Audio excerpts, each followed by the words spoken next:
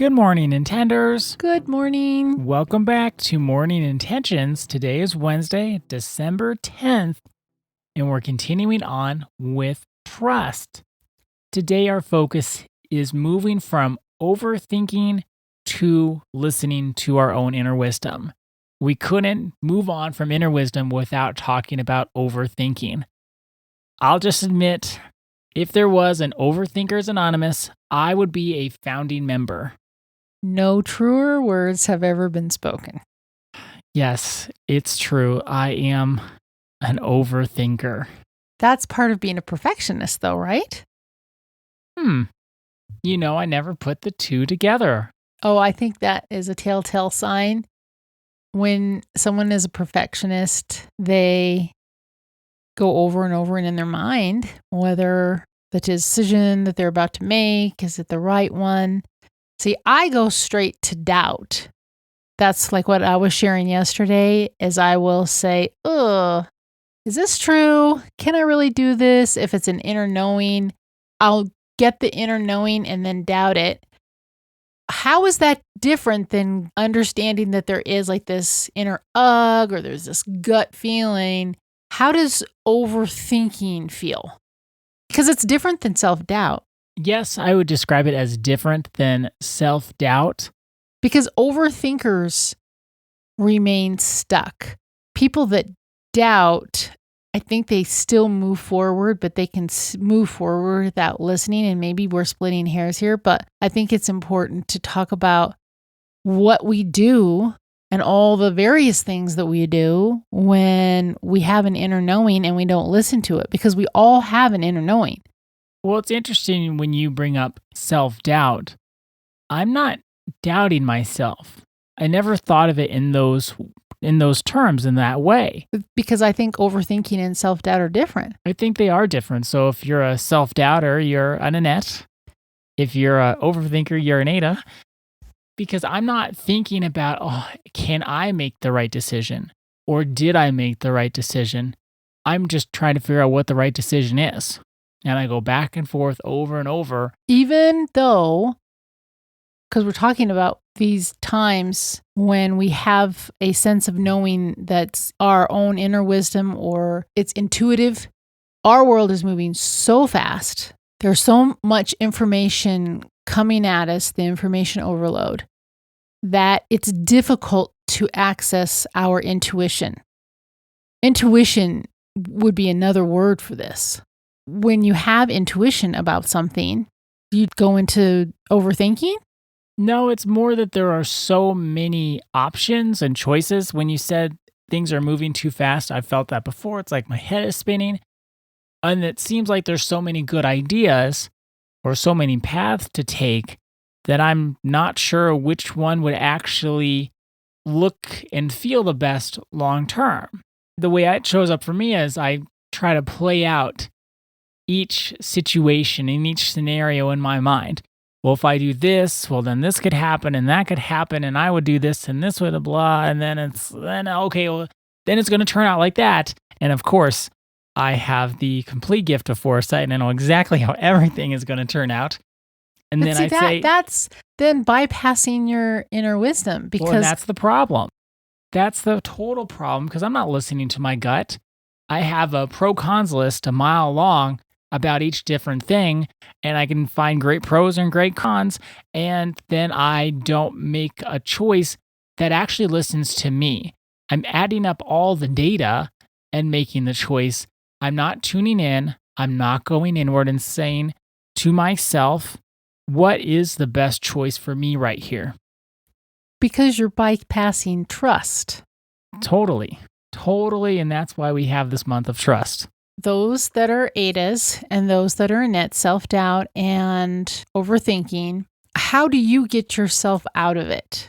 For me, when I go into self-doubt, I'm getting better at this actually. And I think this has to do with years of experience just in life, where I kind of know now. I'm not going to say that I listen to my inner wisdom all the time, because I don't. But I kind of know now. I have, going back to Monday's podcast, The Wind Journal, I have proof. I haven't written it all down, so I don't have a win journal. What I've noticed is I'm getting better at reminding myself of what has occurred when I have listened to my inner wisdom. Just like yesterday, you asked me, well, you had this experience with this person and you knew that you had to be very intentional. And you said, well, how did it turn out? It turned out that I'm close to the person. It's a wonderful relationship. I let go of the outcome, though.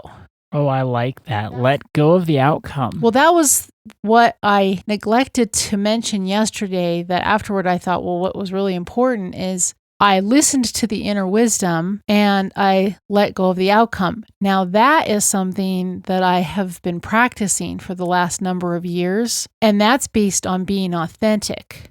When I'm authentic and I'm being very intentional about being authentic, I'm letting go of the outcome. And I think trust is present when we're letting go of the outcome. That goes with my strategy. Well, your strategy is more data gathering and going like through the decision-making process. No, not that one. Not that strategy, because that turns into overthinking really fast. Okay, so what strategy? I'm talking about the strategy to listen to my own inner wisdom without overthinking, because I've noticed about myself when there is a situation I don't have a lot of time to think, I just listen to my gut and jump into action. And it's easier, isn't it? So much easier. You don't have time for self-doubt or overthinking. No, like if you fell over right now while we're podcasting and fainted, I would just jump into action. I wouldn't think about it, what to do. I'd jump into action. I'd see if you're okay. I'd assess whether I need to call 911. And you would listen to your inner guidance, whatever that was. Totally, I would. I wouldn't even think about it. But if you were to tell me, I'm about ready to faint. I'm going to faint in 5 minutes. Yeah, if you gave me some lead time, like I'll be fainting in an hour, that's when I'd get into the analysis paralysis and not know what to do. And I'd do all my you'd be gone for data. An hour. I couldn't even talk to you then.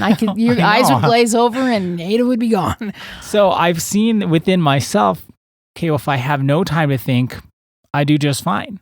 If I have too much time to think, boy, it's awful. Well, I think that's where information overload comes in too, because even I've noticed this in coaching, and I've totally noticed it in myself, especially in my early years of personal development.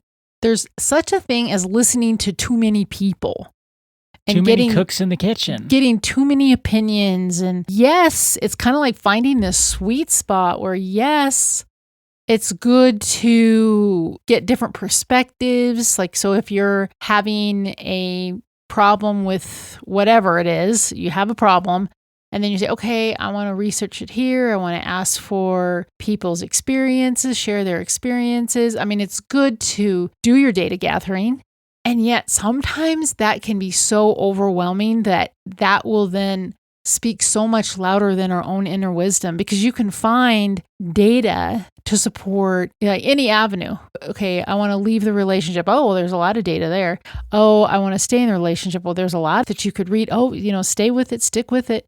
And if you get too many cooks in the kitchen, you ask too many people. I mean, we've even seen this in coaching. Well, I talked to this person and they said that. And then I talked to my mom and she said that. And then I talked to my, and it's like, okay, well, what do you want? Mm-hmm. And that's where we're drowning out the inner wisdom. Right. And I've come to the conclusion I need to make the decision and give myself a limit. You have 5 seconds, make the decision. And that stops me from overthinking. But do you check in with your gut?